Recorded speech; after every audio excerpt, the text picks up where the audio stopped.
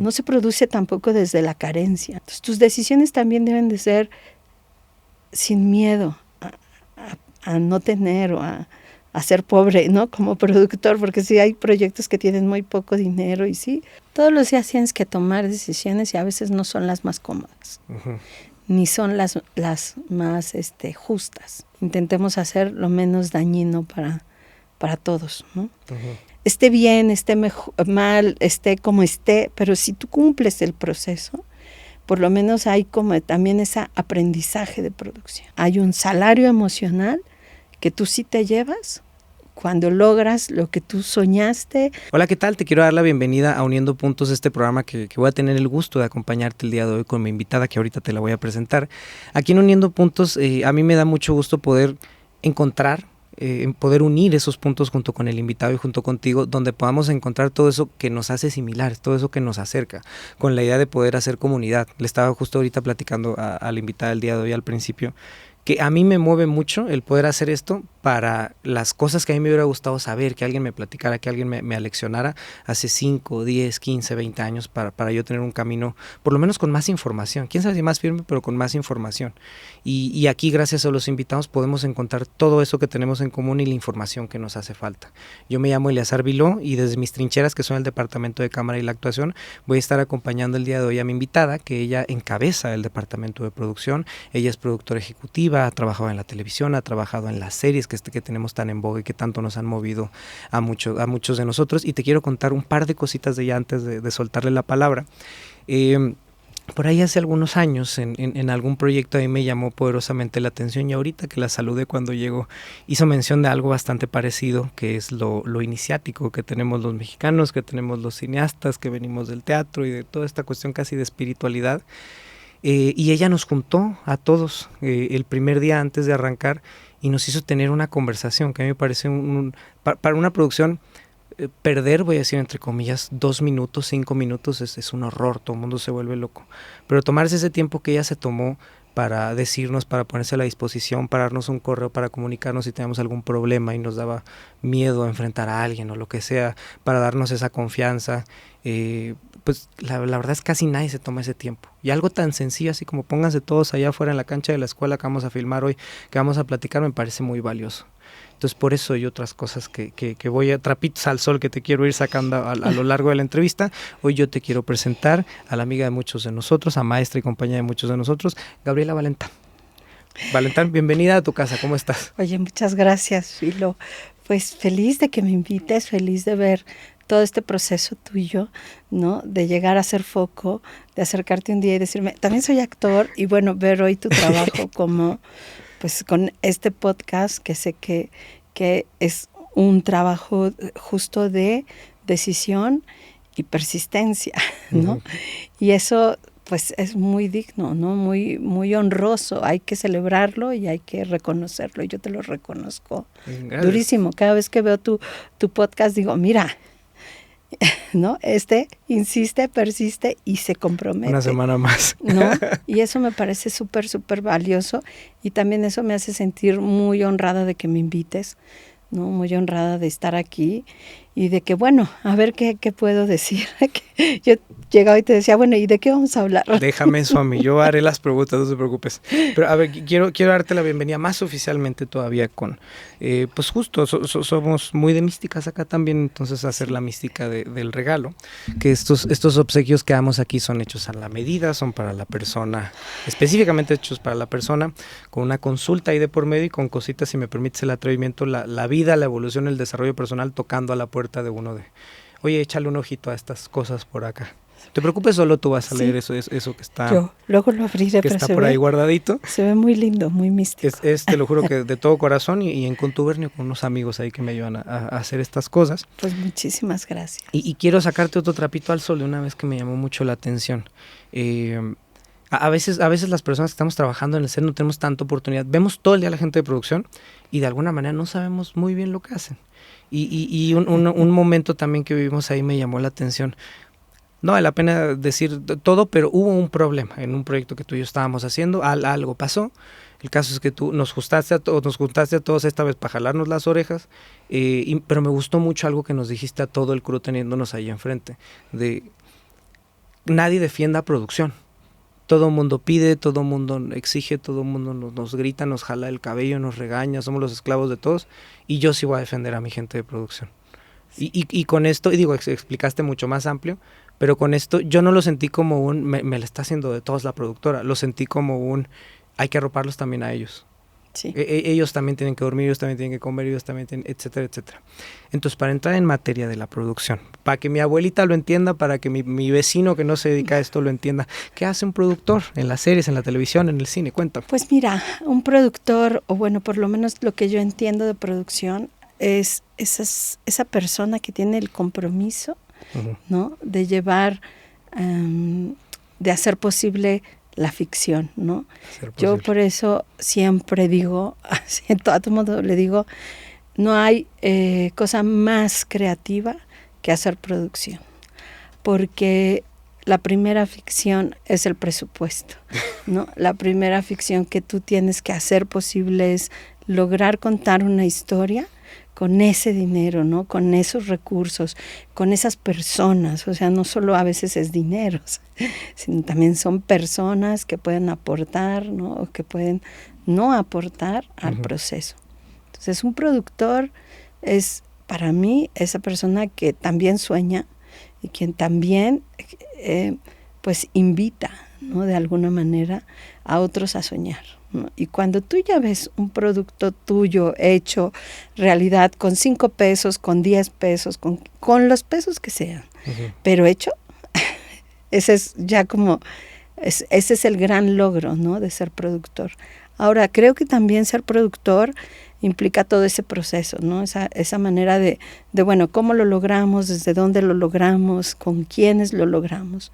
Y un productor, para el que no, o sea, yo cuando era niña, por ejemplo, no entendía qué era hacer cine, ¿no? Yo veía las películas de Cine del 11, había todo un ciclo de películas de Cine del 11, y había un señor muy simpático, gordito, que te comentaba la película, o al principio o al final, y tú decías, wow, yo recuerdo mucho la primera película que yo vi, que dije, ¿cómo hacen eso? Fue Los 7 Samuráis. Entonces, muy buena película para preguntarse eso, ¿eh? Pero la imagen de ese momento que el samurái levanta el sable y en cámara lenta, ¿no?, entiendes que atraviesa a la persona que está enfrente. Claro que no es tan gráficamente explícito, pero que es poético. Y sentir ese momento en que se suspende todo y decir, sí lo mato, ¿no? Esa cosa a mí de niña me pasó, y entonces empecé a investigar cómo es que hacen las películas, ¿no? Y nunca pensé que iba a poder hacer películas. Bueno, en realidad me he dedicado más a la televisión también, porque fue un medio que estuvo siempre presente en mi vida, con mi madre, con mi abuela, ¿no? Y cuando llegué a estudiar cine, yo decía, ay, no, qué padre, que esto que se llama Dolly, que esto que se llama no sé qué, y aprender así todo eso, pues para mí fue una posibilidad de decir, esto también no solo se sueña, sino se produce. Pero en realidad, yo soy productora inconscientemente desde niña, porque mi familia, mi madre, tenía un taller de costura, ¿no? Un taller de maquila. Y cuando llegaba la producción de la maquila, veía cómo dividía las piezas entre todas las mujeres que trabajaban en el taller, y entonces luego que al final de la semana les pagara, y yo le decía, mamá, ¿y cómo sabes cuánto le tienes que pagar a alguien, no? O sea, ¿cómo es? Entonces mi madre me enseñó mira, este es un vestido, entonces tú volteas el vestido y ves cuántas costuras lleva. Y entonces, a partir de esas costuras, tú sabes cuántas personas tienen que intervenir en hacer ese vestido y cuánto tiempo te va a llevar, y el hilo, ¿no? Y cómo se ensamblan todas las piezas. Y yo creo que inconscientemente yo aprendí a hacer producción pues desde la costura, ¿no? Desde mi madre como dueña de un taller de costura que hacían maquilas y que hacían entregas de 2,000, 3,000 piezas, ¿no? De que decían, ahora viene la temporada escolar, ¿no? y aparecían las faldas escolares, y aparecían las blusas escolares, y ya entonces ya pasó viene el verano, y entonces venían los vestidos así floreaditos, entonces como que siempre teníamos en la casa el proceso de producción. Un proyecto diferente. Y un proyecto diferente. Y algunos que ya se repetían y que ya sabías cómo.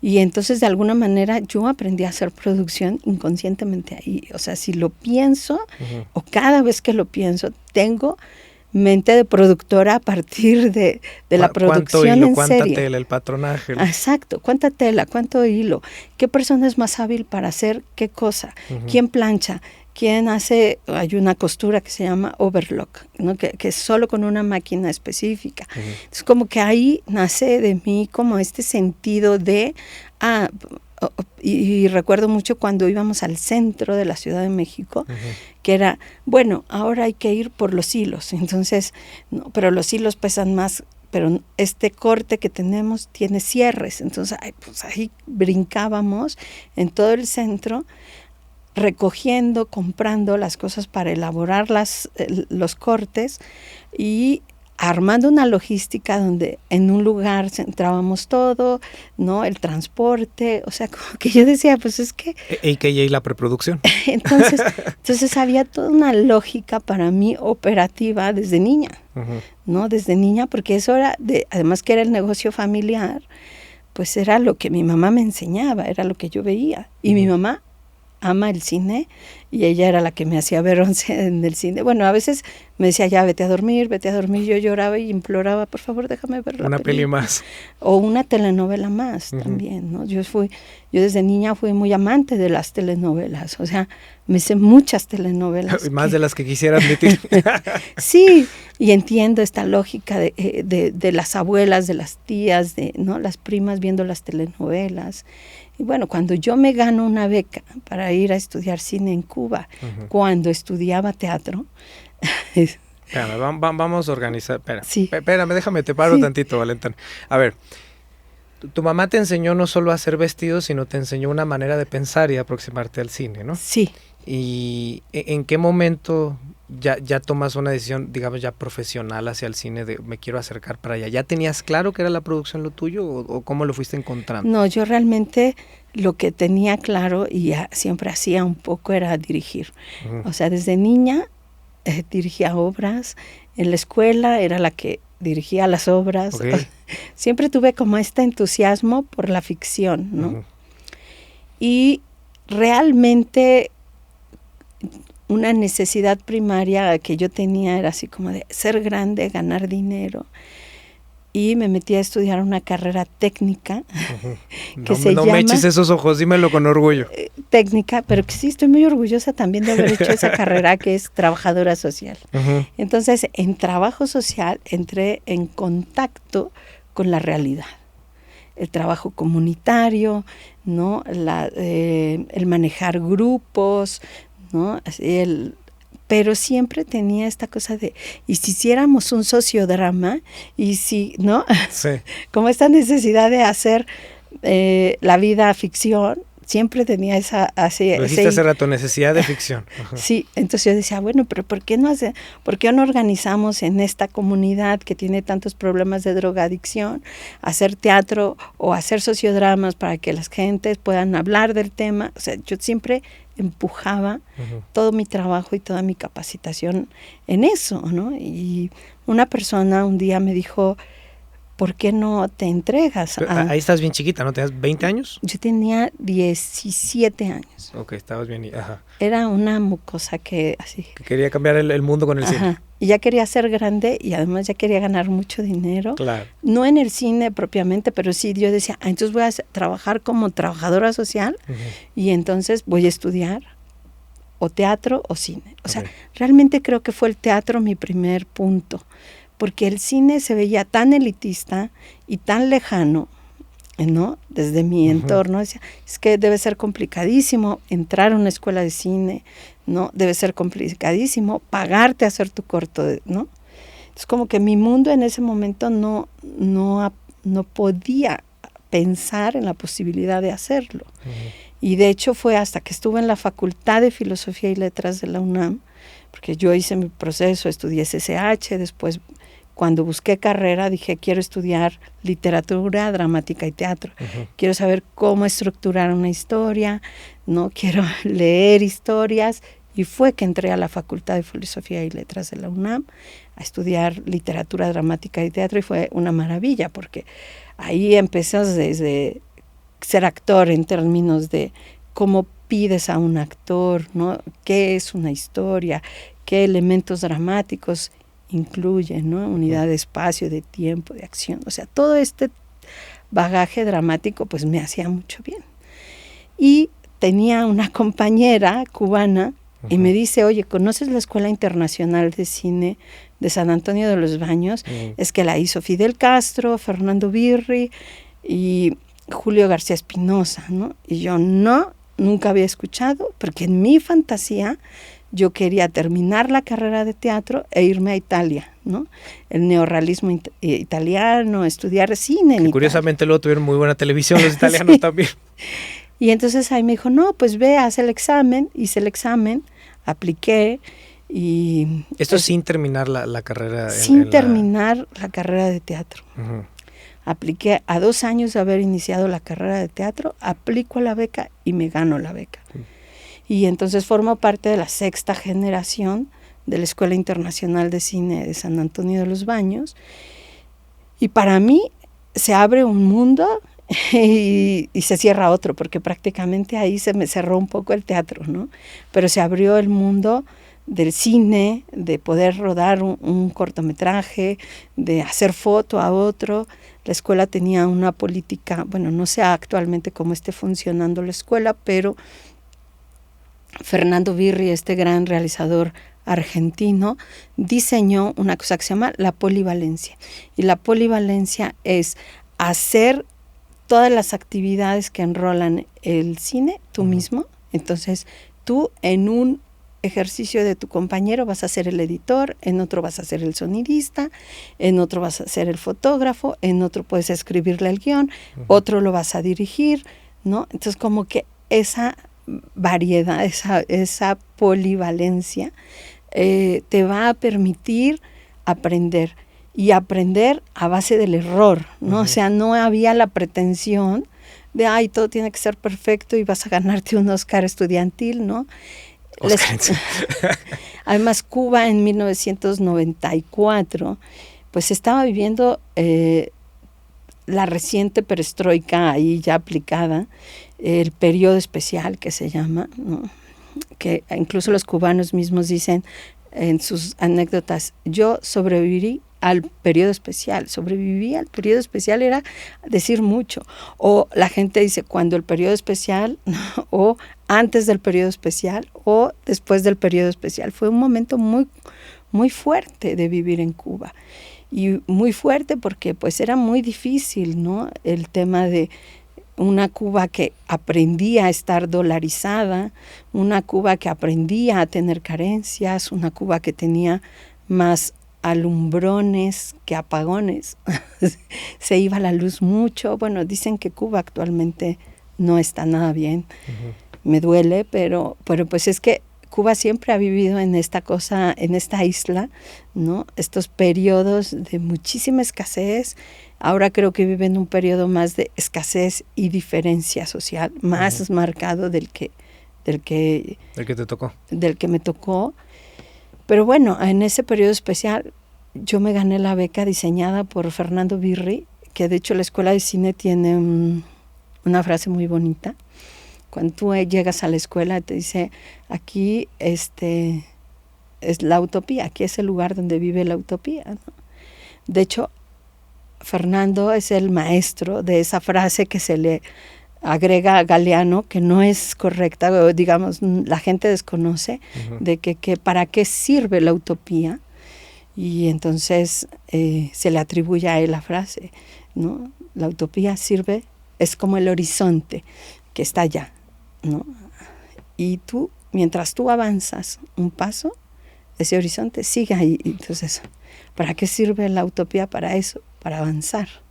Y siempre se le han atribuido a Galeano, y no, es de mi maestro Fernando Birri, que era un soñador absoluto. Cuando tú ves las películas de Fernando Birri, pues entre locas y cósmicas, pero sí era un hombre con unas alas muy grandes que soñó y disueñó la escuela. Y la escuela fue para mí un antes y un después en mi carrera y en mi formación, porque también estudiar cine en un espacio donde había tantas carencias, en donde para ir a un rodaje tú tenías que llevar tu cuchara y tu vaso, ¿no? En donde te daban una cajita de cartoncito así y decían, ay, esta comida es de ave. Y yo, es pollo. No, averigua qué es lo que te están dando. Yo pensé que me ibas a decir al piste. No, me asustaste. De ave. Entonces tú decías, ¿cómo? ¿No? La escuela fue, además, como haber viajado al mundo, porque la escuela, al ser internacional, aceptaba 2 personas de distintas partes de América Latina. Es una escuela que promueve y que promovía en su momento el cine latinoamericano. Cuando nosotros en México, para ver cine, pues teníamos que hacer portazos en las muestras de cine, ¿no? Sí, y yo llegar a esa escuela y era una joya, porque la biblioteca era impresionante. Encontrabas en esa escuela las películas húngaras, rusas. Sí, había mucha herencia eslava también, sí. Muchísimas cosas que llegaban de todas partes del mundo. Entonces, tener reuniones con los compañeros de la escuela, entre los argentinos y los uruguayos indignados porque el guardia de la escuela tenía una pistola, y los chilenos, ¿no? Y yo, así con una extrañeza. La misma cara que hice yo ahorita. Sí, exacto, de cómo y por qué pues es el guardia, ¿no? Y claro, ellos no resistían las armas porque muchos de ellos fueron los que sobrevivieron a las dictaduras, sus padres, ¿no? Entonces, tenían una relación con las armas muy diferente a las que yo tenía como mexicana, ¿no? Claro. Y toda esta idiosincrasia de cada país, de cada persona, de cada clase social, ¿no? Porque en la escuela iba mucha gente diversa. De hecho, tenía una compañera brasileña, Shirley, que Shirley venía de una comunidad que se llama Paraíba. Paraíba. Okay. Y entonces, ella decía que Paraíba era una región muy humilde de Brasil, ¿no? Y que incluso, para decir tonto, te decían paraibano, ¿no? Y entonces, así como, ¿no? Ese contraste, y tenía otro compañero que era de Curitiba, ¿no? La zona más rica de Brasil, ¿no? Entonces, siempre había esta posibilidad de muy pronto vivir todo y que te cuenten al máximo cómo era cada país de América Latina, cuando yo no había salido de México. Entonces, fue un baño de mundo muy grande para mí, y también eso se vio reflejado en mi preparación, ¿no? Porque en mi preparación yo tuve maestros pues, increíbles, que cuando yo digo, mi maestro fue Roberto Perpignani, y dicen, ¿quién era Roberto Perpignani? El editor, ese editor italiano, que su primer trabajo de edición fue el proceso de Orson Welles. O sea, Orson Welles buscó a un señor que supiera de forma y lo puso a pegar en una moviola su película. Y ese hombre fue mi maestro, ¿no? Pero venía de editar El Postino, ¿no? Entonces, como que profesionales superpoderosos con una trayectoria muy impresionante, dándonos clases a estos latinoamericanos becados de la Escuela de San Antonio, ¿no? Tuve una super maestra también de edición, Lisa Frushman, que ella editó, por ejemplo, terminó de editar Apocalipsis Now, ¿no? Apocalipsis cuándo, ¿no? Pero había editado El Padrino 3, ¿no? O sea, como que y nos llevaba descartes de la película que era así como wow, ¿no? Y te decía, mira, esta escena se montó así, pero terminó así, ¿no? Entonces, cosas maravillosas. Tuvimos una clase, todo mi equipo de compañeros, donde fue virtuoso para mí. Son de esas cosas que me siento muy afortunada de haber vivido, porque llegó Roberto Perpignani, Michael Wittgenstein, Michel Bonfanti, que Roberto editó, Michael hizo la puesta de las pistas de sonido, y Michel Bonfanti hizo el sonido directo del Último Tango en París, esta película ahora tan cuestionada y tan así. No hablemos de esa película. Sí. Pero 3 profesionales así grandiosos que nunca se habían visto y que coincidieron en la escuela de cine, que vimos con ellos la película, y entonces ellos empezaron a recordar escenas, cosas, historias del rodaje, ¿no? Que dices, wow, ¿no? Impresionante, y estos fueron mis maestros. Y eso también yo veía grandes personalidades del cine europeo, que muchos eran europeos, nos daban clases y nos enseñaban mucho, al igual que nuestros maestros cubanos, como Fernando Pérez, que para mí Fernando Pérez es uno de los mejores directores de cine cubano, es el mejor artista del cine cubano, supera por mucho a muchas narrativas del cine cubano. Sus películas son realmente un poema siempre, una gran reflexión de vida, gente muy humana, muy humilde, muy respetuosa, que tú decías, y estos son los grandes y no están en alfombras rojas y no hacen este pase de... Sí, la máquina no los está empujando. Exacto, y porque son gente muy profesional, que saben hacer su trabajo y que son tan generosos que lo comparten, ¿no? Entonces sí, también tuve la fortuna tuve una clase de sonido. Como yo estudiaba dirección en la escuela, a los directores nos daban chance, o sea, nuestra preparación era, todos los maestros les tienen que dar clases a los directores. Okay. Entonces eso era muy padre, porque los de fotografía pues tenían a sus maestros de foto de base, y no sé qué, ¿no? Pero yo también tenía que tomar esas clases de fotografía, ¿no? Y también tenía que tomar las clases de edición con los editores, o sea, porque tenía que saber más al ser una aspirante a directora. Entonces eso me ayudó muchísimo, es como que siento que ahí la escuela me ayudó a ser más integral, ¿no? Además de que yo ya traía mi proceso de productora inconsciente, ¿no? Uh-huh. Pues me incorporé a la escuela con muchísima mayor facilidad.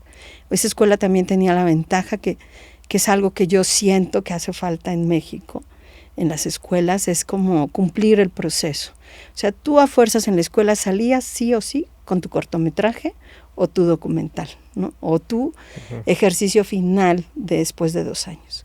Y tenías que cumplir los tiempos, ¿no? Y los procesos. No había que, voy a reflexionar si puedo montar mi corto así o regreso y no. Cumplías el proceso. Cuando yo llegué a México y empecé a ver como los estudiantes de las escuelas en México tardaban, se graduaban 2 años después, porque aparte de que sus ejercicios vienen también de sus propios esfuerzos materiales. Qué bonito lo dijiste, ¿no? Sus propios esfuerzos. Sí, pues sí, porque hoy de las mamás y de los papás. Y de todos los que los conocemos. Sí, pues eso hace que propicia que tú extiendas el proceso. Uh-huh. Y al final el proceso debe ser completado. Esté bien, esté mal, esté como esté, pero si tú cumples el proceso, por lo menos hay como también ese aprendizaje de producción. Y cerrar ¿no? Acabar un proceso. Acabar un proceso que al final sí genera, pues, profesionalismo, ¿no? O sea, cuando la gente, en mi pensar es que cuando la gente va y cree que todo puede ser inacabable y extendible, pues estás fallando al proceso de producción, ¿no? Y estás cargándote el sentido de la economía, ¿no? De que no, o sea, los recursos no son infinitos, ¿no? Son finitos y tienen un punto de arranque y un punto de finalización. Y eso hace también industria. No todo el mundo dice, pero ¿cómo es que el cine mexicano? Yo, sin hacer tanto cine mexicano, y además que ahora te voy a contar una cosa muy bonita. Yo, habiendo hecho tanta televisión y tantas horas de televisión, no puedo ser beneficiaria de un estímulo fiscal, porque no he producido una película. Uh-huh. No importa que yo haya hecho muchas horas en la televisión, no puedo. Pero bueno, cuando veo eso de que no puede ser de como los reglamentos y todo esto, y veo que también la gente se lleva el recurso económico, que sí tienen supervisiones y que sí, pero que al final no se sienten obligados a retribuir ese recurso, digo, pues es que no va a haber industria, porque nos estamos comiendo la tienda casi, ¿no? O sea, ¿con qué otro más dinero vamos a regresar a poder seguir haciendo más cine, ¿no? Sí, porque que haya en un futuro 10 en lugar de 5 y así. Y porque papá gobierno puede dar para algunas cosas, pero también hay que ser industria, ¿no? O sea, ¿no ves que en Estados Unidos estén viviendo del estipendio? No, son estudios, es gente público, independiente. exacto, pero tienen una industria. Te gusten o no sus películas, compartas o no sus discursos, tienen su industria. Eso pasa también un poco en la televisión. Te guste o no la telenovela, te guste o no la Tiene serie, que ser redituable. Es un negocio. Y te guste o no, lo maquinan muy bien. O sea, lo tienen construido. A mí una de las cosas que más me duele es no poder seguir haciendo televisión, ficción en la televisión pública, ¿no? Que si yo me siento orgullosa de algo de producir en México, pues fue cuando me encontré con Patricia Arriaga y produje El Diván de Valentina, ¿no? O sea, es que yo hacía todo, era la gerente de locaciones, la gerente de... Oye, sonó muy bonito, pero eso significaba... Sí, significaba mucho trabajo, pero por lo menos había una posibilidad de una narrativa distinta. Yo creo que El Diván de Valentina para mí es mi mejor producción en términos... Lo marcó una cantidad de generaciones. Y es así como que, wow, ¿no? El diván es para mí siempre muy entrañable. Pero bueno, al punto de decir, ¿por qué hoy no estoy haciendo más televisión pública? ¿No? ¿Por qué hoy no estamos haciendo series que no obedezcan a un algoritmo, ¿no? Sino que obedezcan a una necesidad de no perdernos, a una necesidad de contarnos y de reencontrarnos en esas historias. Y cuando yo voy a las plataformas o veo las decisiones del negocio en las historias, sufro muchísimo, ¿no? Y más en telenovela, por ejemplo, siempre hacen lo mismo, ¿no? Es la misma versión, pero con la actriz vestida distinta, ¿no? Ahora güera, ahora morena, ahora morena, cortito, ahora sí. largo. Sí. ¿No? Entonces, sigue siendo las mismas historias y yo digo, ¿por qué funcionan tanto? ¿Por qué siguen generando tanta empatía con la gente, ¿no? Y en mis telenovelas también he intentado dar giros, o sea, poner otros actores, ¿no? O sea, no los que acostumbran, ¿no? O sea, todo el tiempo lo intento, a veces fracaso y no lo logro, pero generalmente sí lo intento. Que ¿no? La ecuación de lo mismo al final, pero con diferentes elementos antes. Exacto, sí. Entonces sí, creo que hay mucho por hacer y pensar. Yo no sé si que la cultura no tiene que ser un negocio porque es cultura, ¿no? Sí, pero si no pensamos cómo podernos sostener y vivir de ello bien, también, eso es otra cosa que pasa mucho en este negocio. Que se asume que tienes que vivir mal. Ajá, que es porque es que te dedicas al arte y entonces, no. Sabemos que no hacemos operaciones a corazón abierto, eso nos queda muy claro. Pero sí es cierto que si no nos reconociéramos como seres humanos cuando vemos una telenovela, una película, una serie, pues parte de nosotros estaría muerto. Entonces salvamos de otra manera. Si es una entrega no material, es una entrega etérea al otro. Exacto. Y muchas veces, yo creo que también por eso me dediqué a la ficción, porque el mundo es muy insoportable. El mundo que tenemos y que vivimos no es bonito en términos generales, es aplastante. Todos los días te dice que no eres, ¿no? Y todos los días no te deja ver lo que sí eres. Pero cuando vas y ves una película, cuando vas y ves una serie, cuando ves una telenovela, por más tonta que parezca, hay algo de ti positivo que sí puedes lograr reconocer, ¿no? Incluso hasta lo naif que pueden ser los personajes de una telenovela, ¿no? O sea, dices, mira, yo recuerdo mucho una telenovela que vi con mi mamá que se llamaba Tieta, y había un personaje que era la muchacha que ayudaba a Tieta en su casa, esta es brasileña, y ella solo veía telenovelas, ¿no? Entonces Tieta la regañaba y le decía, no veas más telenovelas, ¿no? Porque además todo el tiempo te quejas de lo que pasa en las telenovelas. Y la muchacha le contesta, pero es que si no las veo, ¿cómo las critico? Me van a tener que platicar para... Entonces yo quiero generar mi propio criterio y criticarlas prácticamente, ¿no? Entonces yo sí creo que todo lo que es producir historias y contarnos historias para el alma vale la pena. Con estos podcasts, ahora que hay nuevas narrativas, digamos, alternativas, que al final esto tiene más con el radio, ¿no? La radio. Sí. Pero contarnos, hablarnos, crecernos a partir del compartir me parece fundamental como seres humanos, ¿no? Entonces, cuando yo descubrí que hacer telenovelas me hacía muy feliz, porque sí me hacía muy feliz, pero además descubrí haciéndolas desde productora, ¿no?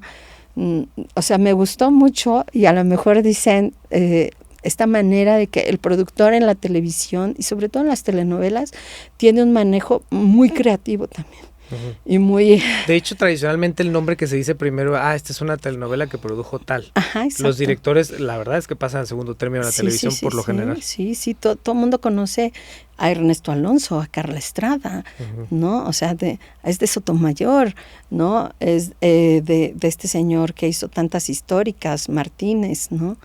Héctor Bonilla, los Zurita, ¿no? Incluso los Camacho, que también produjeron muchas telenovelas, ¿no? Como que te quedas ahí, porque claro, el trabajo de hacer telenovelas es súper interesante a nivel diseño, a nivel historia, ¿no? A nivel hasta, pues, a mí me contaban historias de Ripstein que decía que si las actrices se portaban mal, no les cambiaba el vestuario. Ok. No les cambies el vestuario. Pero ¿cómo? O sea, para que se vieran peor, o como no entiendo el castigo. No, porque a veces en esta fantasía de hacer telenovelas hay actores que se pierden y el ego, que es algo que todos tenemos y que tenemos que estar regulando, pues ahí como que se desfasa. Uh-huh. Y entonces no se quieren poner... Qué bonito lo explicaste, pero ok, se desfasa el ego. Ajá. ¿No se quieren poner? Que no se quieren poner la ropa, que se ponen difíciles, que no se saben sus líneas. Bueno, ellos usan generalmente apuntador, uh-huh. ¿no? Pero que hacen algo que es como portarse mal, ¿no? Y entonces una manera de como ubicarlas era no dejarlas cambiar de vestuario. Entonces usaban el vestuario, ese mismo vestido de la muchacha, así, uh-huh. verdecito o de florecitas, toda la novela. Okay. Todos los demás actores se cambiaban de vestuario, menos ella. Uh-huh. En una especie como de castigo. Ajá. Yo decía, ¿es en serio? O sea, pero este tipo de pero cosas... funcionaba, estaba en contacto con su medio. Ese tipo de cosas, ¿no?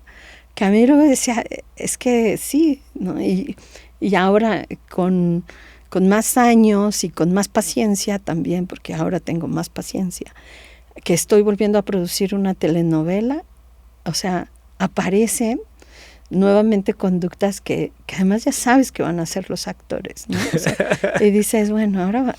Ya podrías hacer tu diccionario de cómo tratar al actor malcriado. Tomo 1. Tomo 1, tomo 2.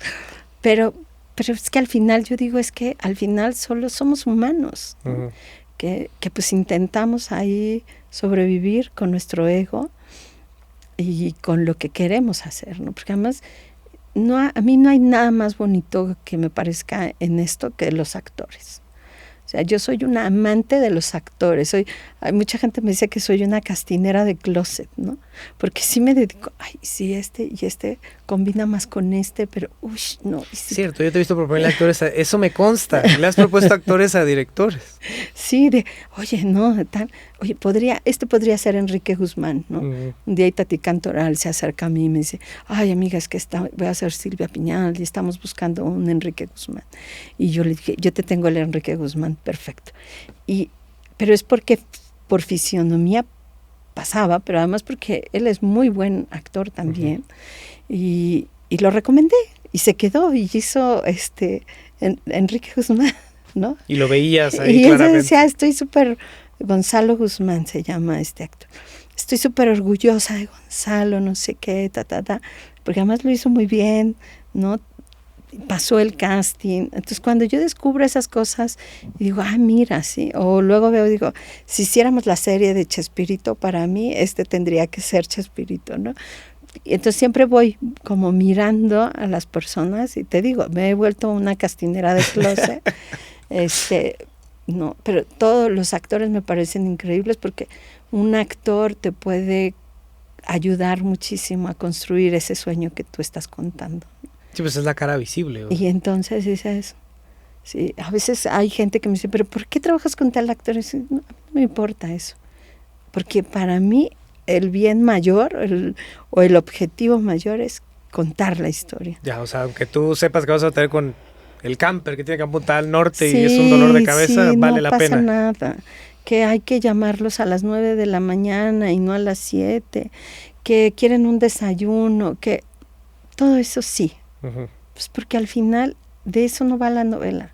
La novela es de que esta persona construya este personaje y que la gente lo pueda ver. Y si algo le queda en su corazón y en su cabeza, ya, hemos ganado, ¿no? Sí, porque a veces una frase, una escena, algo que... Sí. Como los casos que me contaste ahorita, años después te sigues acordando. Claro, es que cuando tú recuerdas personajes, anécdotas, o sea, cosas que hacen esos personajes y siguen siendo un referente para ti y un aprendizaje, ¿no? Y hasta esa sonrisa, ya valió la pena. Con que te acompañen es más que suficiente muchas veces. Sí, pero eso pasaba en el taller de costura, uh-huh. Volviendo al taller de costura. Uniendo el punto. Ajá. En el taller de costura, ese taller estaba lleno de mujeres, en su mayoría, como llaman ahora, madres autónomas, uh-huh. ¿No? Yo vengo de una madre autónoma, y ellas iban y tenían sus horarios también acorde a los horarios de sus hijos. La guardería que la escuela. Entonces, llegaban después de que dejaban y daban de desayunar, cosían. Cuando iban a dar las 12, se levantaban, iban al mercado, hacían las comidas, regresaban después de las 3 de la tarde y trabajaban hasta las 8 de la noche. Para llegar a acostar al niño. Para tener la vida, el otro trabajo, ¿no? Sí. Entonces, ¿pero qué las acompañaba? Si a las 5 de la tarde empezaba la telenovela, había una televisión en un taller de costura donde las señoras tienen que estar viendo qué cosen. No, acá eso. Y cuando a veces dicen, es que como que dicen todos los personajes en la telenovela, yo les digo, es que está basado en la radionovela, uh-huh. Y es que la gente así está acostumbrada. Sí, así es el melodrama, todo se dice muy claro. No lo ven, porque luego cuando me dicen... Saludos a todos los que hacen cámara en novelas. No, pero a veces sí me dicen, no, pero es que entonces aquí debería ser así y que esto debería estar así, y yo luego digo, sí, pero ¿qué crees? En ese momento hirvió la leche, la señora corrió a apagar la estufa y no vio tu gran plano maravilloso ¿no? Pero sí lo tiene que escuchar, entonces deja de molestar al del boom. Exacto. Y entonces es como que ahí también aprendes a eso, a que ha sido, la ficción ha sido un gran acompañante en la vida de los seres humanos. Y yo pienso que pase lo que pase, uh-huh. Con inteligencia artificial, sin inteligencia artificial, con digital, con lo que sea, los seres humanos vamos a seguir contándonos historias. Incluso hoy ya somos una historia para un futuro, digamos. Hoy somos una historia para un futuro que hable de que, así hacían las telenovelas, ¿no? Uh-huh. Yo tuve ahora una crisis en esta producción porque por azares del destino no tuvimos internet casi 4 semanas. Era intermitente, se iba, no funcionaba. Ajá. Okay. Bueno, la primera semana fue un caos, así, todos lloraban, todos se atormentaban. Y luego la segunda semana, ¿pero cómo seguimos sin internet? No sé. Y yo lo único que pensaba es, cuando yo empecé a trabajar en esto, no había tanto internet. O sea, sí había, pero era ridículo. Hacía todavía ruido. Y era lento. Uh-huh. Y existía el fax, ¿no? Uh-huh. Pero sacábamos adelante las producciones, ¿no? Además yo inicié a hacer telenovelas en una empresa que se llama Argos, uh-huh. En donde el estilo de producción de esas telenovelas era ir al día, ¿no? O sea, entonces yo hice una telenovela que se llamaba Demasiado Corazón, era la coordinadora de producción, y era, pues a ver qué sale, qué pasa hoy en el país, y hay que meter la escena de la noticia del país en la telenovela para el capítulo que va mañana. Así de, esperemos. Que hay que comprar, que hay que mover, que hay que escribir. Uno, las escenas y a dónde van a ir, ¿no? Entonces se hacían pactos de acuerdo con los escritores, y los escritores ya sabían que teníamos tal ocasión, que eran tales actores, y que teníamos de tal a tal hora para grabar la escena, para que la editen y para que la... O sea, tú les decías, no, a nosotros escritores hoy, voy a grabar, tengo una basílica, tengo un depa y tengo una cancha de fútbol. Sí, eso hacía la productora ejecutiva en ese momento. Ajá. Y les decía, y se ponían de acuerdo así, y yo, que era la coordinadora, yo esperaba el llamado para que me den para saber a dónde mandaba los recursos. O sea, era una cosa... Es una locura esto. Una locura. Pero así se produjo, bueno, Demasiado Corazón, así pasaba. Es una telenovela que eran unos policías, había temas políticos. Ahí aparece por primera vez hablar del Señor de los Cielos, que era un personaje que hacía Álvaro Guerrero. Esa telenovela, una joya.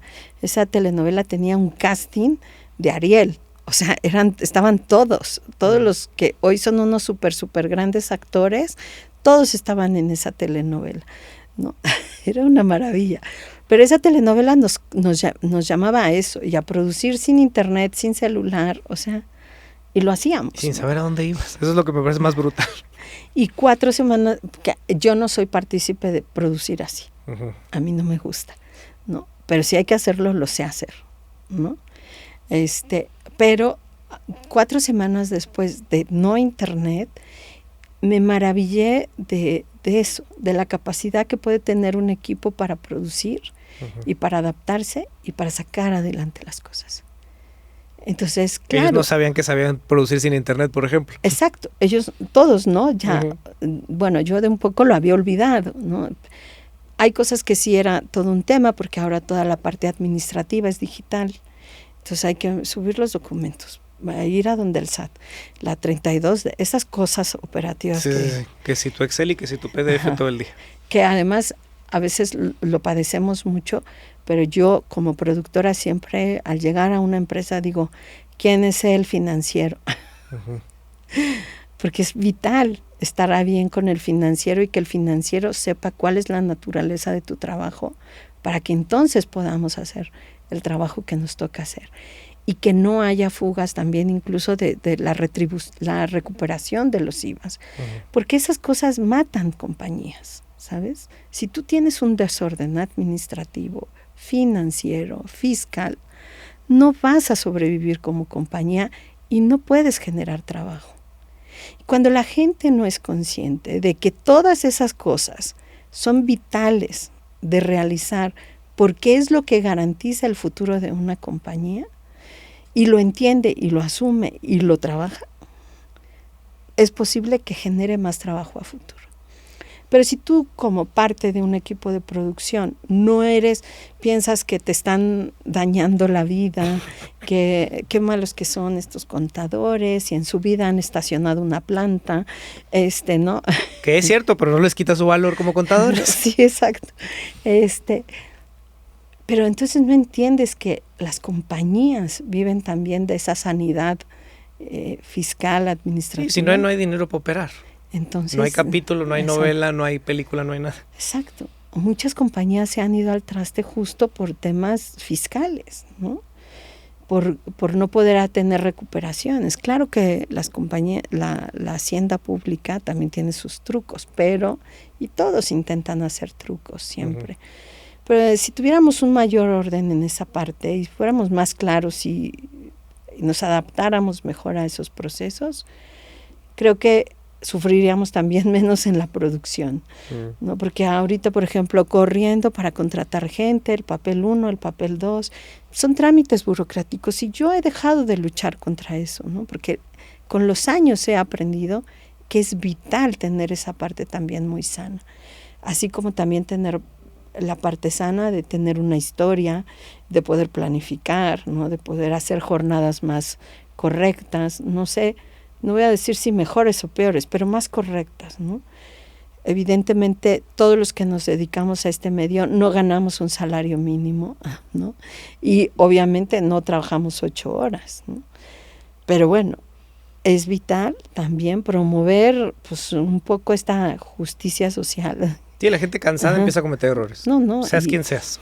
Exacto. Y entonces, pues bueno, ahora yo creo que también he sido partícipe de esta cosa, de esta ola tan gigante de las series, ¿no? Y de las famosas teleseries, ¿no? Yo empecé a hacer formatos de 60 capítulos. Las telenovelas duraban 120 capítulos de entrada. Si le iba muy bien a la novela, duraba 180. Sí, se le echaba más agua, ¿no? Y entonces ahí y matabas a unos y así, ¿no? Y revivías a otros. Corrías 2 protagonistas. Sí, ¿no? Pero las teleseries, porque es verdad que el consumo también ha cambiado, todo es más veloz, rápido, fueron bajando a 60 episodios, actualmente están pidiendo teleseries de 20 capítulos que tengan posibilidad de tener segunda y tercera temporada, o sea, 60. O sea, 60, ¿no? Pero toda esta marea de producción en serie, pues también ha traído decisiones sanguinarias. A ver, elabora. Decisiones sanguinarias. Sí, porque es un poco sanguinario sacar, no voy a ventilarme ahora mismito, pero sí, pero producir 60 capítulos en 20 semanas. ¿No? O sea, es una faena que tiene otra dinámica de producción. Es una maquila, casi. Es una maquila. Ajá. ¿Viste cómo terminé donde empecé? ¿No? Pero todo este sistema ¿no? del que dices, híjole, ¿no? O sea, es que fuerte. Mucha gente, mi anterior producción yo no había hecho nunca, bueno, sí usé un unitario, pero fueron 10 capítulos que se llamó Momento de Decisión, que era un formato basado en un formato brasileño, donde la gente, tú ponías la historia y la gente al final tenía que votar. ¿Cuál era la decisión del personaje? ¿Sí o no? Entonces había una línea telefónica para decir que sí y otra para decir que no. Ah, sí, desde luego la pistola le disparo, no, así. Sí. Le disparo, por ejemplo, no le disparo. Me acuerdo mucho de un caso que era, ¿donarías el corazón de tu hijo a su asesino? O sea, entonces, ¿no? Esas decisiones que sí son duras a nivel ético, ¿no? Uh-huh. Y ese fue un formato que tuvo mucho éxito en Brasil, lo trajeron a México y a mí me tocó producir las ficciones y una vez que tenían una crisis en Televisión Azteca porque tuvieron que cortar una telenovela, dijeron, bueno, pues metamos este proyecto y ese proyecto tenía en su formato ya aplicado acá en México poner un foro, televisión en vivo, ¿no? Entonces ponías la historia, había gente que comentaba ahí como que medio inducía al sí o al no y había una línea donde votabas, ¿no? Uh-huh. Y entonces ese es un formato muy interesante, ese lo produje y hace poco produje una cosa que quería hacer como una virgencita de Guadalupe que se llamaba El Doctor del Pueblo. Pero cuando yo me enteré cómo hacían la Rosa de Guadalupe, que ellos hacen 2 capítulos en una semana de 5 días, ¿no? Pues yo decía, bueno, pues porque yo no voy a poder. Entonces empezamos a hacer eso. Bueno, yo llevo como 10 años intentando no trabajar los sábados, ¿no? O sea, eso lo agradezco de todo corazón. Lo he sido beneficiado 2 veces. De no trabajar los sábados, ¿no? Y bueno, en ese programa también lo hicimos. Ahora estoy intentando hacerlo en esta telenovela, a ver si lo logro. Pero esta cosa de esta sangre de tenemos que producir un capítulo en tanto tiempo, en las peores condiciones, porque luego son esas, y que se vea muy bonito. ¿No? Que me cueste barato y salga caro, ¿no? Y yo creo que es nuestra responsabilidad como productores decir no. Lo hemos hecho, sí, lo hemos hecho. Quizá en este momento que ha habido tan poco trabajo, un poco es así, bueno, está bien, intentémoslo, ¿no? Esa parte sanguinaria es la que yo digo, empresas que al final de cuentas siempre van a tener un beneficio, ¿no? Y exigen una entrega, una productividad, por un resultado de unos pocos funcionarios ejecutivos de canal o de plataforma, pues porque ellos también tienen que dar resultados a nivel entregar económico. Números, sí. Entonces luego digo, híjola, ¿hasta dónde? Ahí viene otra parte. Yo me he convertido también, o he sido en muchos momentos, el capataz de la hacienda, ¿no? Que eso es duro. Tan bonito y feo como eso puede llegar a ser. Sí. Es que es así. Te vuelves el capataz de la hacienda intentando sembrar y luego recoger la cosecha, ¿no? Así, pero es bien difícil porque puede llegar al punto de que estás mal con los de arriba y mal con los de abajo. Es así como que a la torre. Sí, es muy duro. Es muy duro. Y es muy duro darte cuenta de dónde sacan unos beneficios, ¿no? De dónde la gente está inconforme, ¿no? Y de dónde tú dices, o sea, ¿cómo manejas esta parte? Porque al final, pues este es un negocio muy adictivo. O sea, todo... Dijiste algo que se conecta con esto fuera de cámara que quiero que lo vuelvas a decir aquí relacionado con... Es que todos los que trabajamos en esto, todos tenemos una necesidad de estar aquí. Sí, yo sí creo. Yo sí creo que se vuelve una necesidad emocional, ¿no? Eso de... Y con la ficción que decías, hacer Exacto. posible la ficción. Claro, hacer posible la ficción y vivir en la ficción para poder vivir en este mundo, ¿no? Creo que casi todos los que salimos de nuestras casas todos los días, temprano, y nos vamos, y de verdad que lo hacemos porque queremos trabajar y necesitamos trabajar. A las 4. Es porque tenemos una adicción a esta cosa de lo nuevo, de lo distinto, ¿no? De que emocionalmente trabajar en este lugar, en estos lugares, tiene una parte muy bonita. O sea, yo luego hace unos días entrevistaba a un doctor que se hizo doctor de sed y yo decía, doctor, ¿no le sale mejor tener un consultorio? Y me dijo, es que ¿sabe qué? Ya me acostumbré. O sea, y además llevo mis pacientes, mis procesos, ¿no? Pues sí, una unidad que tiene 100 personas, pues son 100 pacientes, ¿no? Y les recomienda cosas. Y quizá a lo mejor les venda productos naturales, no lo sé. O no sé, o sea, pero él me dice, me hice adicto a estar filmando. A estar haciendo esto. Es muy bonito, es muy emocionante ver cómo pasas muchas horas para hacer una escena y verla luego en el cine o en la televisión. A mí me da mucha alegría, ¿no? Y contarle a mi familia cómo se hacen las cosas. Y yo, mira, tiene contratado. Contratado, doctor firme. Me falta gente así contratada. A todos nos emociona, quizá porque también es una manera de evadirnos, estar en la ficción, ¿no?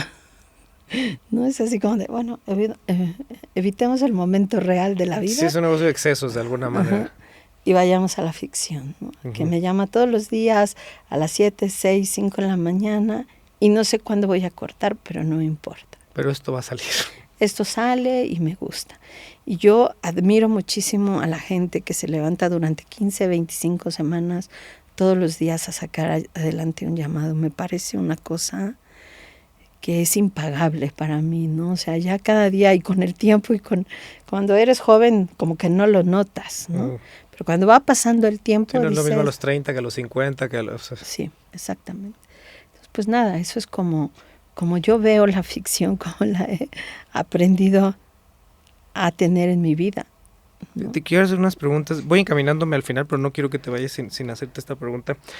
Y te lo quiero pedir yo como consejo de vida y al que le sirva en la casa, acerca de la toma de decisiones. O sea, porque un productor tiene que estar en una perspectiva, o sea, suena bonito y el ejecutivo y el no sé qué, pero en la realidad también es un trabajo de ensuciarse mucho las manos. Yo he visto productores armando un Basecamp porque pasó lo que tú quieras, o ayudando al contador con no sé qué, o ayudando a mover un mueble, o sea... Desde la decisión más complicada financieramente, correr a alguien, contratar a alguien, decisiones duras de ese tipo, hasta decisiones tal cual de ensuciarte las manos. Entonces, quiero que aconséjame para la toma de decisiones, porque todo el día un productor está decidiendo, a cada instante.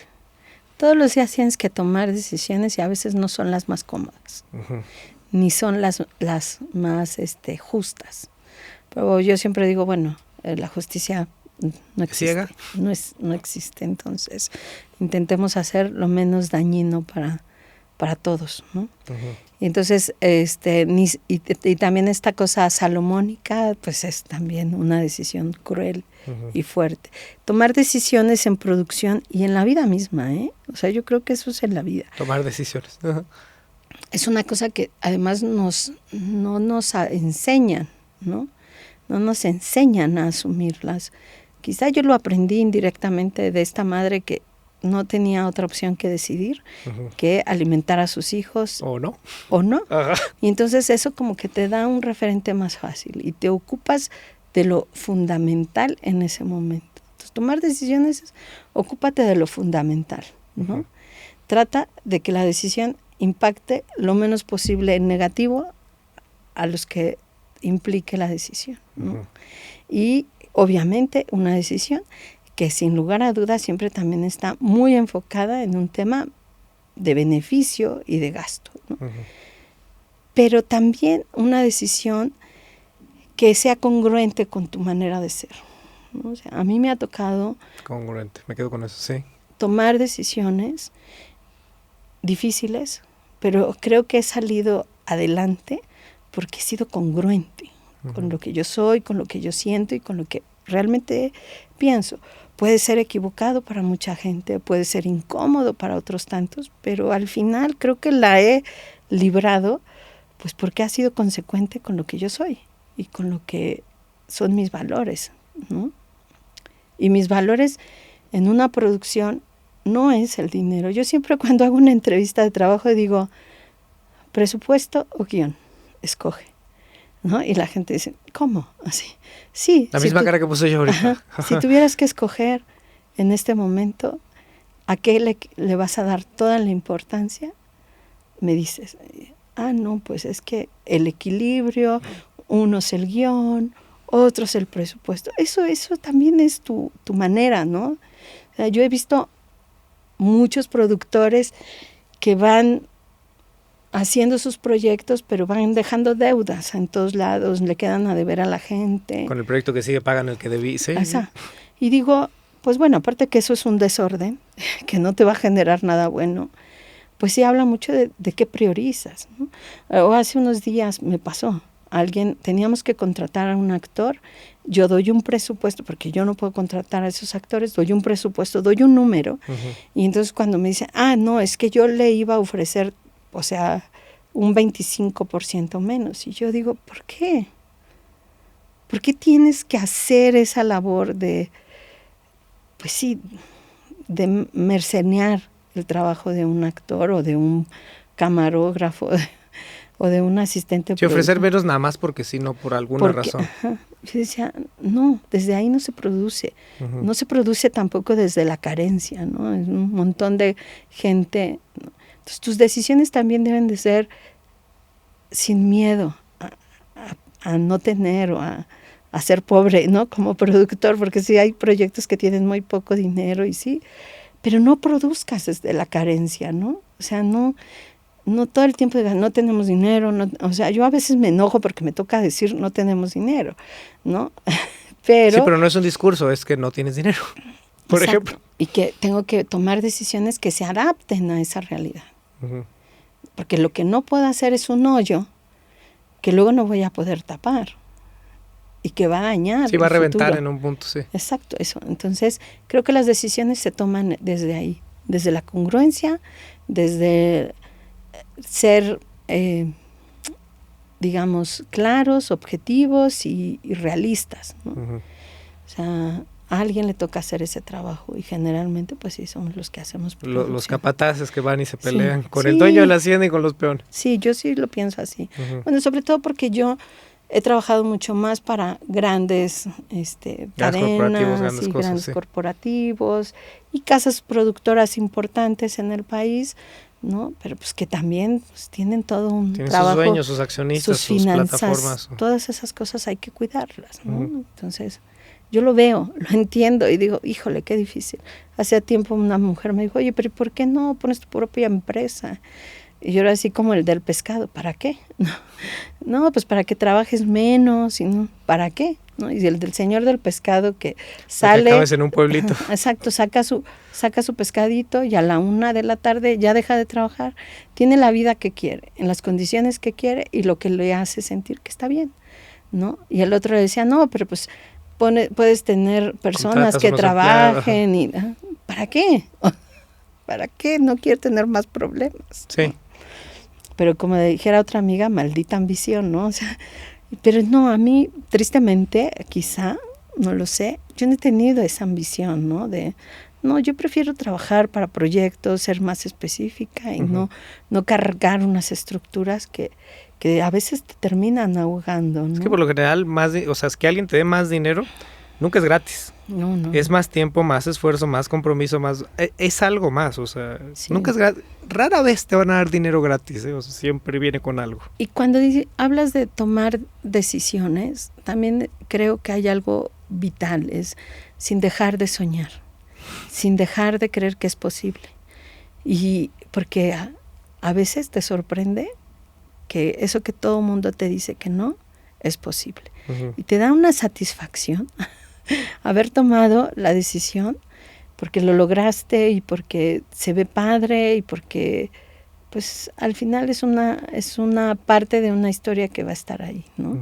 Y que alguien un día lo va a ver y lo va a valorar, ¿no?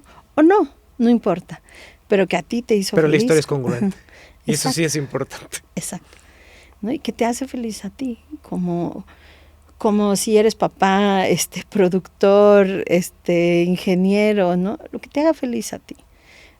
Y yo sí, muy pequeñita, vi una película que me enseñó que lo más importante en la vida era la pasión, ¿no? ¿Qué película era? Es que es una película que yo... No era examen, perdón.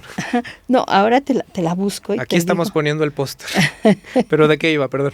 Es una película que es sobre un actor que se llama Robbie Benson y un actor viejísimo que ahora no me recuerdo porque todos los nombres en inglés me cuestan un trabajo, pero es un padre que le dice a su hijo, está por morirse y le dice, no importa lo que hagas, pero todo lo que tú hagas en tu vida tiene que tener pasión, porque si no funciona.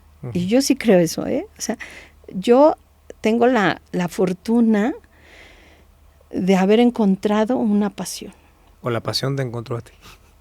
De la pasión de contar historias, de ser productora, de decidir contenidos, de esa niña que en el taller, que en el taller de costura vestía a todas sus primitas con los vestidos que quedaban y les montaba bailes y les montaba escenas, pues que hoy hace eso en otro nivel y con otras cosas, pues yo digo, es que eso era mi pasión desde niña, ¿no? Y todas mis tías, mi mamá, todo el mundo me lo decía, hija, es que tú siempre hacías esto, tú montabas tus obras, o sea, yo hacía mis pastorelas. No te avisamos, pero ya lo sabíamos todos los demás. Entonces, pues eso es muy bonito, tomar decisiones también desde la pasión, desde lo que te gusta, ¿no? Te quiero hacer última pregunta, y ahora sí te lo prometo, acerca del soltar, del digerir, porque en este trabajo y en la vida, si me apuras, y a mí me pasan esos suspiros también, no te preocupes, no sé, me pidieron este cuadro, pero no me gustó y algo me provocó y sentí que la escena no, pero pues ya no hubo tiempo, tuvimos que continuar y llegas a tu casa. A mí me pasaba mucho el primer proyecto que operé, que llegaba y me ponía a dibujar las escenas, en lugar de dormirme, iba así en el Uber y luego llegaba a la casa, no, pero a ver, es que esta cámara, no, pero y estaba torturándome, porque ni siquiera estaba en realidad avanzando, siento yo, solo me torturaba y no soltaba y no dejaba ir. Entonces, para mí era algo muy pequeño como cuidar mi cámara y mi cuadro, pero pues para una estructura tan grande, o sea, tú tienes mi problema por 10 por lo menos. Sí. Entonces, ¿me puedes dar un consejo para aprender a soltar, a digerir, a ir más ligerito, vaya? Yo creo que no sé si es soltar o si es como... Que fluya, que circule, que fluyan, no sé si las bien cosas, la pregunta. Escoge tus batallas. Escoge tus batallas. Las que sean las más importantes y trascendentes, no las sueltes, ¿no? Y las otras, déjalas ir. Y si que otros elijan esa batalla. Pero si tienes esa gran batalla, que tú decidiste que es la que tenías que emprender, te das cuenta que te consume más a que te aporte, que te hace más infeliz, es el momento de dejarla ir. Y renunciar a eso. Y renunciar no está mal. También eso es otra cosa que nos han enseñado. No renuncies, échale ganas, sigue insistiendo. Y llega un momento en que no, porque es más cansado. ¿No? Agarra tu maletín y vete, ¿no? Ajá, y es más desgastante, pero sobre todo quizá no encuentres, una vez que lo hayas hecho, no encuentres eso que tú tanto esperabas, ¿no? Pero a lo mejor si tu verdadero interior te dice sí, sigue y no pares. O sea, yo sí pienso eso de que... Y el tiempo lo dirá. Si elegiste bien o no la batalla. Sí, pero también no importa, porque ya habrás aprendido. Y yo he aprendido mucho de mis necedades y de mis no necedades. No necedades, sino como de mi soltar, ¿no? Pero creo que con el tiempo uno también va adquiriendo práctica en cómo hacer posible lo que tú quieres, sin pelear, sin desear, sin insistir, sin pensar que me voy a dejar aquí en la batalla todo, ¿no? No, se va a dar, se suelta y se va a dar. Yo ahora cada día confío más en la espera. En la espera, en el... Que parecería contradictorio en un negocio como el tuyo, donde todo es así rápido y para mañana. Se te cae una locación. Casi no pasa eso. No pasa casi. Entonces todos corren, no, y el plan, ¿y qué hacemos? Y entonces todos... Ya le había llamado a este actor. Sí, no, y entonces todos quieren tener la certeza de que el día de mañana sepan qué van a hacer. Y yo digo, y ahora más con este tiempo de vida que llevo, digo, ¿y para qué? ¿No? ¿Para qué te estresas? ¿Para qué te molestas? No, lo vamos a saber, vamos a hacerlo mejor, analizar que todas las áreas puedan cumplir, que no le falte a nadie lo que tenga que tener para que lleguemos, pero ya sin lucha, ¿no? O sea, desde la paz y la confianza de que tienes un equipo y que eres un equipo profesional y que tienes ese compromiso, ¿no? Cuando tú me hablas de tus dibujos, lo que tú tienes ahí, que para mí eso es oro molido cuando haces un equipo de producción, es ese compromiso, esa entrega, esas ganas de querer hacerlo bien. Y eso es una cosa que es intangible y que además no la pagan ninguna empresa. No la paga ninguna empresa. Pero hay un salario emocional que tú sí te llevas cuando logras lo que tú soñaste, decidiste y pensaste que era la mejor decisión y lo que se tenía que hacer. Cuando lo ves reflejado, dices, sí, ese salario emocional también es súper importante. Yo creo que también nosotros en la producción vivimos muchísimo de este salario emocional, ¿no? Estuvo padrísima la escena de los balazos y a mí esas escenas no me emocionan, pero en serio yo veo cómo a la gente le gusta hacer que las escenas de acción o mucha presión y adrenalina para los que estamos ahí. La adrenalina, sí, tu propio cortisol al máximo, pero bueno, está muy bien, qué bueno, eso te hace feliz, ¿no? Úsalo, contrólalo y regúlalo y sigue bien. O sea, yo nunca me imaginé pasar casi ya 30 años en este oficio y que iba a vivir de él. O sea, yo salí de la escuela de cine y lo primero que pregunté es, oigan, y está una mesa así completa. Esa noche era la graduación de mi generación y había muchísimos profesionales así. Y yo volteé y les pregunté a todos, oigan, ¿y de esto se puede vivir? Y todos voltearon a verme como diciendo... te aviento el último piso si soy tu director de carrera. Y entonces todo el mundo me volteó a ver así, porque en realidad yo nunca lo pensé, ¿sabes? O sea, hice lo que me apasionaba y tuve la fortuna de ganarme una beca y me cambió la vida, pero jamás me pasó por aquí. ¿Cuánto iba a ganar? ¿Dónde iba? ¿A quién le pedía trabajo? ¿Qué? Jamás, eso jamás pasó en mi mente. Solo me guió mi pasión. O sea, esa película me marcó de alguna manera y sí me marcó, porque entonces yo sin querer siempre busqué mi pasión. Me acuerdo de haber llorado tanto, porque además tiene una escena en un hospital y el papá y el hijo, y el actor era muy, muy guapo y así y todo. Y yo decía, qué chingón pensar que la pasión es algo que uno tiene que cuidar y buscar siempre. Pero era una niñita casi, ¿no? Pero me marcó y eso creo que es lo que ha hecho mi vida, ¿no? Y mi trabajo. Y producir es el acto, para mí, más creativo que existe. Parece una gran frase para acabar la entrevista, Gabriela. No sé qué opinas tú. Sí, a mí también. Va, usualmente aquí productores quieren agregar, a ti no te voy a dar esa oportunidad porque me encantó cómo la cerraste. Quiero cerrar agradeciendo otra vez de todo corazón que hayas estado aquí, que nos hayas entregado, aconsejado, puesto todo esto en la mesa. Me encanta verte en esta otra faceta, todos los cambios que ha habido en tu vida, donde toda la experiencia que tienes le has dado un giro, la está haciendo las cosas diferente, y eso me parece fascinante en la vida de no solo del productor, no solo del cineasta, del ente televisivo, sino de cualquier persona, la oportunidad de poder recomenzar a cada instante. Entonces, gracias de todo corazón. No, gracias por todo esto que estás haciendo. Gracias por la invitación y espero que a alguien le sirva también. No, espero. Este programa, mi casa, tu casa, este programa, tu casa, Gabriela. Muchísimas gracias. Allá en casita, pues de todo corazón, aquí lo que pudimos entregarles el día de hoy. Yo fui Eleazar Viló y estuve con Gabriela Valentán. Nos vemos la próxima semana. Chao, chao. Chao.